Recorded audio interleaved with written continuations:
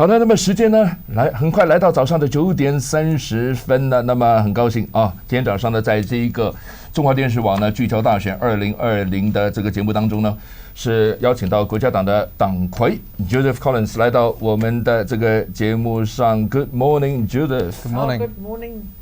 Thank you for having me here. Yeah, good to see you. That's great. You've been looking after yourself?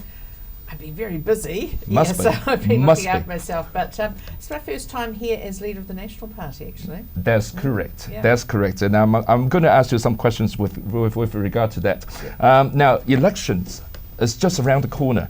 So shall we begin with the polls that we have seen so far? Now, Judith, now apart from the ad party, I believe National needs support quite badly from somewhere else. So my question number one is, all right, if we assumed New Zealand First will still manage to cross the line, get back to the parliament, are you prepared to work with Winston Peters? Well, we just simply, our caucus has said no. And so There's still no. There's still no. I mean, the fact is that, as we've seen with Winston Peters' party, they are unlikely to be back in parliament. And our caucus has been very clear about that. There would need to be a change of decision, and I can't see that happening. I also know that Mr. Peters has never worked with us since 1996, and we should realise that that is a pretty damning indictment on his constant telling people that he would work with either side. He works with and for himself. I also find quite a lot of some of the things that he's done over the years very difficult for us to deal with, and we need to know that we can rely on a partner, and we understand that sometimes there's always going to be disagreements, but look, I just don't think there's any appetite in our caucus to change that. How confident are you with just AD and the National to form the next government? Well, I think we're in it to win. We're doing our very best to do that. And my view is that we have a real chance, particularly if the Greens go and New Zealand First go, because what happens is that they become wasted votes, and those wasted votes get allocated between the other parties who are in Parliament. My view is very clearly the best way to help a national-led government to be there is to party vote National, and it's very important as well that people know that the stronger National is, the more opportunities we have to actually form that next government, and to also remember who it is who's going to be best able to lead us through the economic tough times that we're currently facing, and that a lot of people haven't even realised quite how bad it's going to be. Just how difficult it is for us as a small country, trading country in the world, without foreign students, international students, without an international tourism sector, and the opportunities we have. We are the party who can actually help make this, this country grow again. Okay. Now, Judith, I'm not trying to, to talk you down, but when it comes to elections, there's always all sort of possibilities. Yeah. All right. Now, I can't speak for the Chinese community, but I believe many of us really appreciate you to lead the National Party so far. So, my question is, what will happen if your party can win this time? Will you stay or will you be replaced? No, I will be intending to stay, I can tell you that. And my view has very, very clearly is that I have put aside a very successful law and commercial career to dedicate myself to public service, and I really enjoy doing the work that I do. I have to say the last couple of weeks couple of months have been extremely busy, but I'm up for it. I really love working hard, and now I know that Chinese communities in New Zealand have been very supportive of me, and have known that I have always appreciated that support. We don't take much notice of polling these days because hardly anybody bothers with the landline, and a lot of the polling companies do all sorts of strange things like online surveys and things, so who knows what that is, very self-selected. You only believe the final polling? That's the only one that matters. And I also know that about 30% of people will make up their minds in the polling booth. But I know this, is that the Chinese communities know that we have never had anti-Chinese rhetoric from our party. Labour the Greens and New Zealand First going to that last election with very anti-Chinese rhetoric coming out. And we saw it with Phil Twyford, and Jacinda Ardern supported it, which was that Chinese-sounding names work that they did and trying to blame Chinese immigration for houses not being built. It's just an awful, awful time in New Zealand, and not something that I had seen since I was a child. When you say that you really enjoy what you've been doing so far and to lead the party, my next question is, have you ever felt regret for not standing up earlier to be the leader of the National Party? Now, come on. Now, if you had come forward earlier, at least I would expect you would have an extra 50 odd days to build up more support.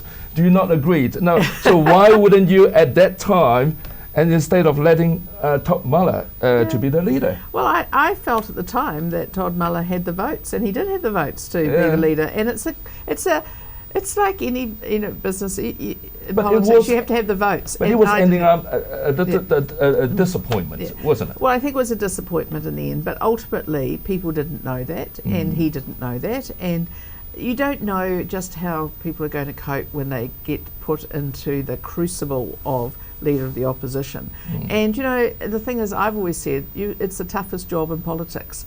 And so I previously put my hand up, and people felt that they could do something better and things. And look, my view is my party caucus overwhelmingly said they wanted me to do the job, and they knew it was a tough job, and they knew it was only going to be someone with experience that I've got, a background in many portfolios, and actually experience in people understanding I get things done.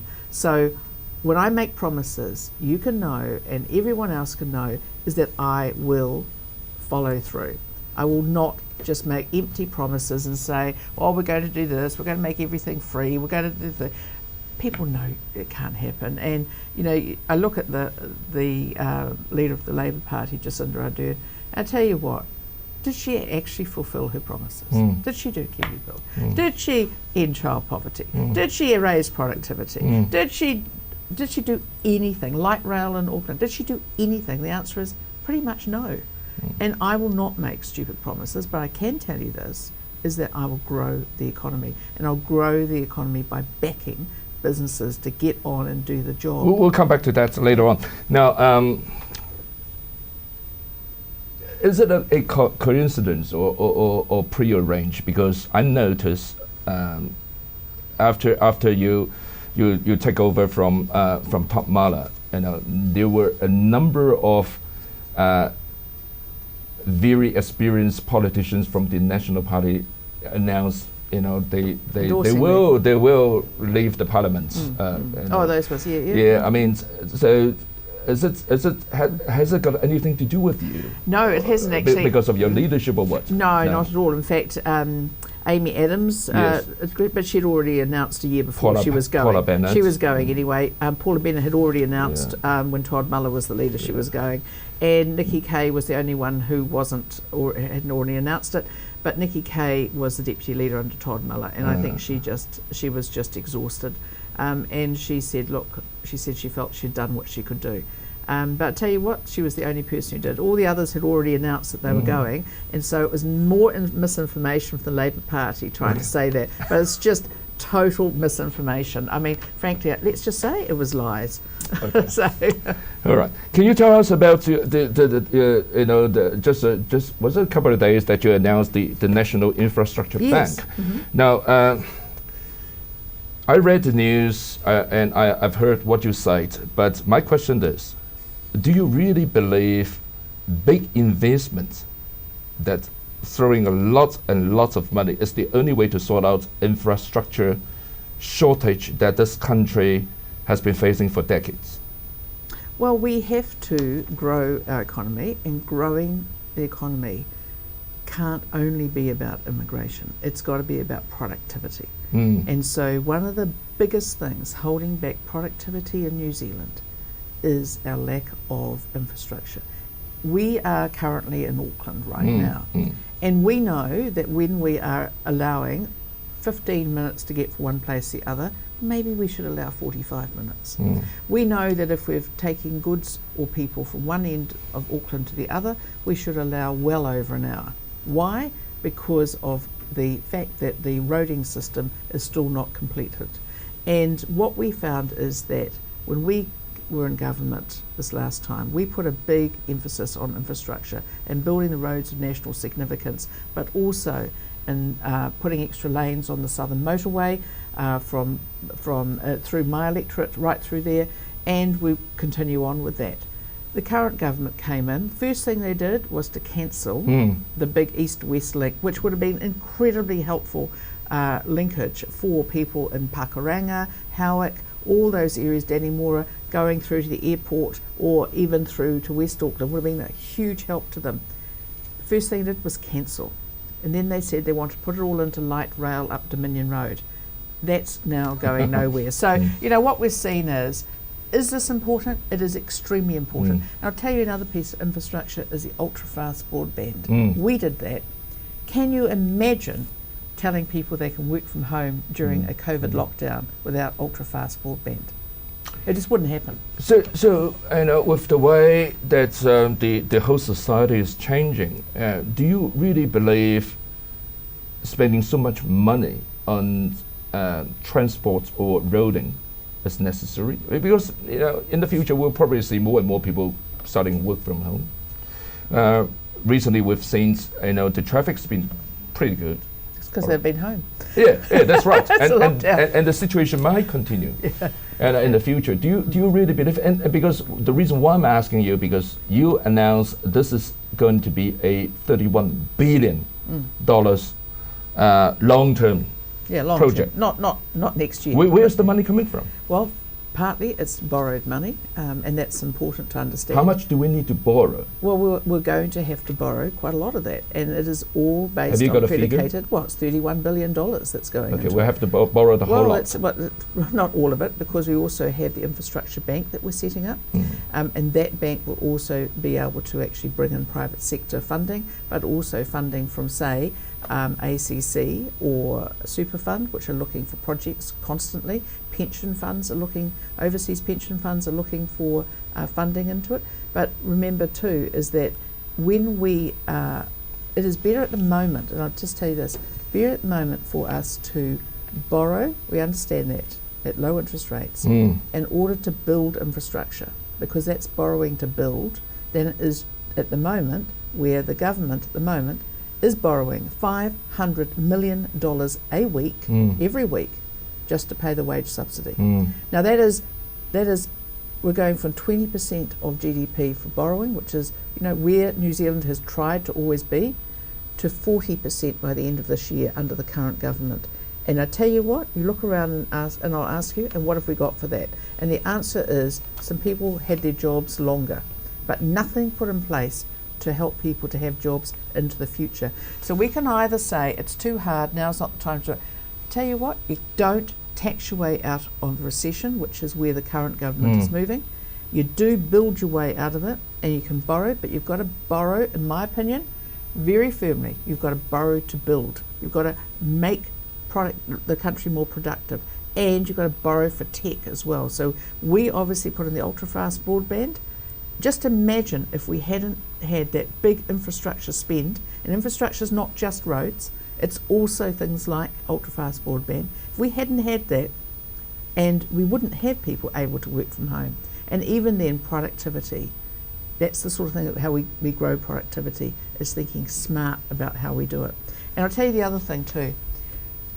How did you get to work today? By car. There we go. Most people do. And some more people are going to be using electric vehicles. That's really clear. Electric vehicles have to travel on roads. Buses, which is the number one way that people get around, use public transport in Auckland, they have to travel on roads. The only things that don't are trains. And the trouble with trains, as we know, they're useful for some things, like taking people from Papakura into the city in my electorate. Fine. Trouble is, actually, and they work really well in cities, and we've tried to do what we can with the city rail link. I tell you what, it's really expensive to do, And secondly, you lack the ability to actually chop and change. If something happens on a line, suddenly everyone's off the train. But the other thing too is that, this is not London. This is not Shanghai. We have in Auckland 1.7 million people in a city that is larger than the whole of London. And they've got 8 million people. So, people need to be realistic about it. Talking about realistic, so why do we actually need an infrastructure bank? What is the difference between a bank and the existing organisations that we are Well, there are about 4 different organisations now that government has to borrow money. There's a Green Investment Fund, there's what else they got there? They've got some Crown Fibre partners, all this sort of stuff. PF, all sorts of things. The PGF, which we know has been a total rort. Money for jam, and you never have to pay it back. But actually, there's a lot of borrowing that goes on there. And so one of the problems that we've had in government in the past is not having enough expertise to actually put contracts together in a way that are best for the taxpayers. So we've certainly found that when I was Minister of Corrections and also Minister of Justice, with the big projects that we did where we involved private sector as well, it was really important that we had absolute expertise to get good contracts. We got good contracts, but we had to buy in from overseas that expertise. All these different agencies, all borrowing at the moment. See, the government's allowed Kāinga Ora, which is housing, New Zealand state housing people, to borrow $5 billion on the market. What's their experience in borrowing like that? What's their experience in understanding what they've got to do with it? So we want to have actually an oversight of it, an oversight by an agency that specialises in that, where we can afford to have, rather than 5 or 6 different agencies all going around borrowing on their own terms and thinking they're investing and chopping and changing their staff, to actually having a central point of expertise. But under national that $31 billion is still through borrowing, and one day we have to pay back. So my next question is... Well, it's not all next year that we're borrowing. Yes, you borrow as you need to go. Yeah. But also don't forget is that some of that, quite a lot of that's coming out of New Zealand Transport Agency, where they get road user charges and they get funding of $1 billion a year. But at the end of the day, the taxpayers will have to pay back. Is there any plan for National to raise tax or to introduce new taxes in the future? Our plan is not to raise taxes. In fact, our plan is to grow the economy, and you can't grow the economy by adding taxes. Are you ruling out any chances of raising tax or having new taxes? Yes, I am. I'm absolutely ruling out, absolutely.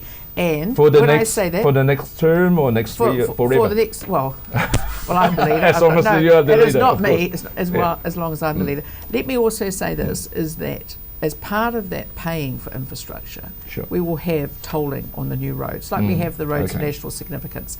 And that isn't much each time you use it, but boy, it adds up pretty quickly. And that is another way of contributing towards it. If we'd continued with that policy over the years, we used to have a toll on the Auckland Harbour Bridge many years ago.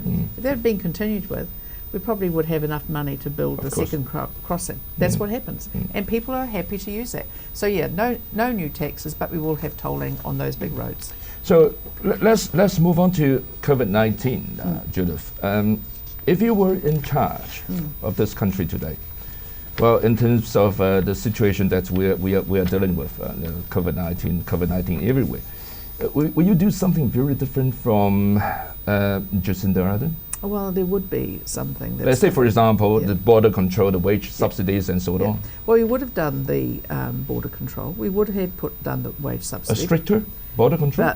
But we would have had put in place a border protection agency straight away to be, in fact, the people who oversee that. If Ministry of Health says, well, we're testing, then we make sure it is happening. Because clearly the Minister didn't know what was happening and the Prime Minister didn't know what was happening. So we would have a central agency where everyone reports through to. And where that happens, you start getting accountability. Because at the moment we have someone in charge of quarantine and managed isolation who's actually the Minister of Housing. That's hardly the same skill set. Then we have the Minister of Education, who's now the Minister of Health as well, and all these other things. So we would actually do it. And one of the things that I think Jacinda Ardern made a big mistake about is that she did not fire her Minister of Health quickly enough. It took her 3 months of having a minister with no authority over his ministry, and just not listened to, and he could say anything he liked and no one listened. You know, that's not the way to run, and that's not leadership. Will you open the border a lot quicker, or will you accept international students to come back a lot earlier? Because we understand that when Simon Bridges was leading the National Party, at one time he was trying to push the border to open a lot sooner. He also pushed for the border to be closed a lot sooner too than it was, and that would have actually kept all COVID-19 out of the country. But anyway, that was because he believed the government when it said that it had all the testing in place and they knew what they were doing. They weren't doing the testing. They didn't do what they said. And you know, that's a lesson for any leader of the opposition, is don't actually believe necessarily what the government is telling you, because it could well be wrong.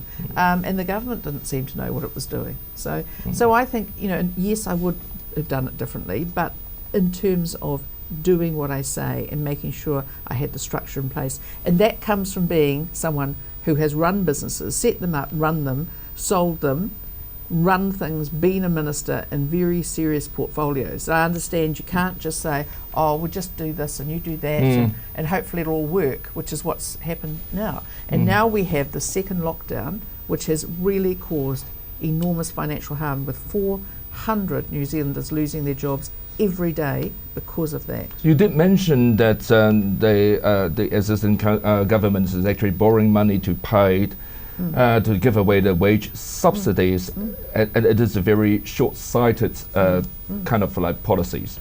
So if it's under national, are you telling us that we're not going to get wage subsidies at all? Well, it can't continue, and even the current government has said it all comes to an end in a couple of weeks, and it's going to have to, because we can't afford to pay borrowing $500 But do you not agree the wage subsidies in certain ways it does help a lot of business to maintain their stuff for a period of time? It does, but it's play money. This is monopoly money. It is an economic morphine. So what would you do then? The fact is you do it for a period of time, which we agreed to, but then in that time you plan to how to rearrange your business affairs, or to move businesses, and for a government to be able to put in place a proper border policy. But you also move towards understanding that that wage subsidy, even the current government under Jacinda Ardern has said that they're stopping the wage subsidy coming up. So that's where the shovel-ready projects, the infrastructure projects that the government promised they were going to get going, a lot of them haven't got going. Why? Because they messed around for months deciding what they could do, and they allowed the Green Party to hold them to ransom. So that is ridiculous. If they had got going straight away, we would have more people in work. And you know, it's people working in infrastructure projects. They are also people who are buying things at shops, going to cafes, doing things, buying clothing, doing things, adding into the GDP of the economy. That's what we need. We need a understanding. You don't spend 3 or 4 months on economic morphine and sit there saying, oh, well, our plan is to win an election. Well, that's not good enough. They should have been actually working out how to build the economy after this, you know, the wage subsidy came off. And all I've seen so far from them on the economy is give everyone an extra day off, but, oh, hang on, if you're earning a bit much, we'll put some more tax on you. I mean, frankly, that's not growing the economy. That is just throwing lollies out and saying, I hope you're all happy. So if National is in power, those people earning $180,000 a year and above will not be facing 39%. No, understand that also. So the only the people, top percentage is 33. We're not doing that. Understand this, is that the Labour government also decided, or Labour Party has decided, that they don't touch the company tax. They don't touch the tax, the trust tax rates.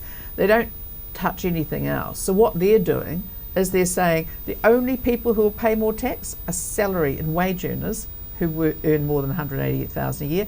But actually, if you have a business, if you have anything else, there are ways of avoiding it. It is really a big boost to the tax advising industry. Do you agree with capital gain tax? No, I don't agree with it. And this country has always been against capital gains tax. And there's a reason for that, is that we are a very small country. And the only way we often can get ahead in life in terms of business and that is to use our assets as security in order to borrow money to do something with.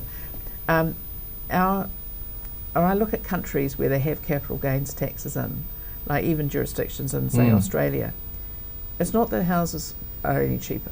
It's not all of that at all. It actually means if you're really rich, you have ways around it. If you don't, you're the ones who get caught. It's always the middle income people who get caught on all of these taxes. Talking about small countries, Judith, now we understand international relationship seems to be a little bit more challenging than ever before. It is. Especially with the COVID-19. We see an increasing conflicts between countries like, say, for example, US and China. All right. Now, as a small country like New Zealand, do you always find that we are in a very difficult position in terms of finding a balance between trade and democracy? If national is in power, how are you going to manage the complex situation that we're in? Let's say, for example, the relationship between us and China. Well, you're right to ask us that. So for a start, I was a minister for 8 years, Jerry Brownlee 9 years, and National Lead Government senior ministers. We're both used to dealing with this relationship, and it is one which is always difficult because on the one hand, I always think this, we have to do relationship, we have to do business. We also have our security relationship with the US and the other Five Eyes countries, which is very important to us, security-wise. So we are like, I always say it's like when two elephants are fighting, little ants get squashed, and we're the little ant compared to those two big elephants. It is unhelpful to us when there is difficulties between China and the US. There are always going to be difficulties that I can see, as there were before, primarily between Russia or the USSR as it was then, and the US. It's always harder for us. We have to do business, but we also have our traditional relationships, which are very useful to us too, and which add value to us in terms of business and our security arrangements, and particularly around cyber security as well.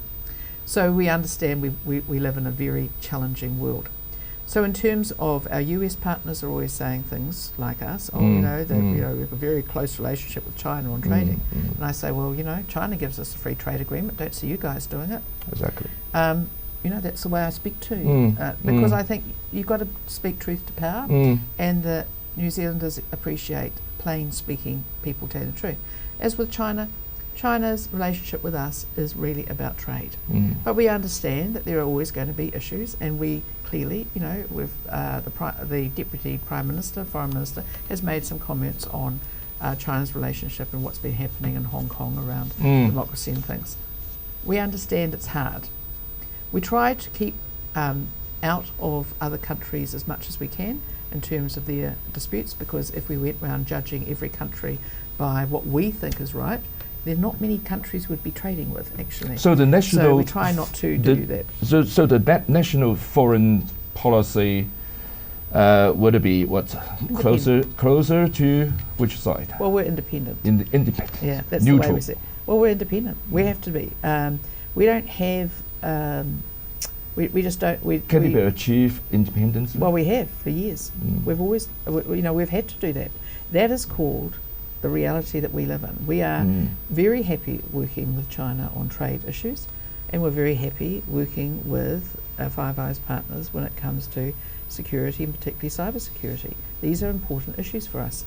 So from our point of view, we live in a challenging work environment, and that work environment is we're stuck between two big powers where there's a lot of tension over the years. You know what? That's life. We just got to get on and do our best way through. And we've always been able to do that.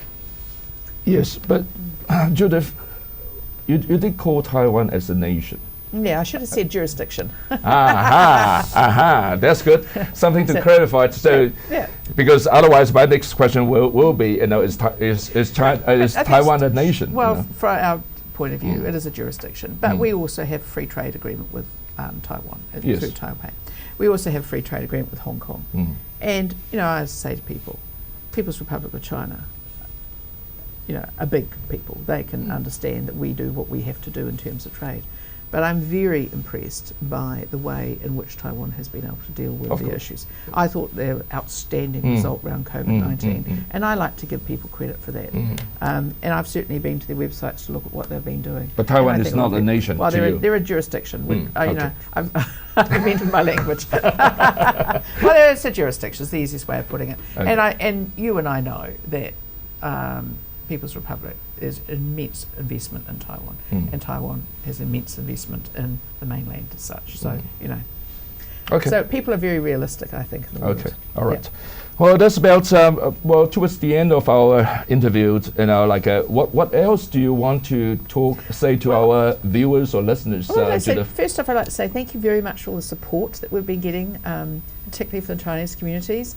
I know that we're getting that support because people understand in the Chinese communities about where money comes from, how you make a living, and understand about adversity and the way of getting through, which is to keep on going, being positive, look to the future, but actually do the work, And I just think that the National Party has very similar principles to many people who migrate to New Zealand, which is actually about getting ahead, doing the work, not sitting there waiting for a government to come and do it for you. And government should be about facilitating an environment for people to get on and make some business decisions and then choose to get out and make their life their own.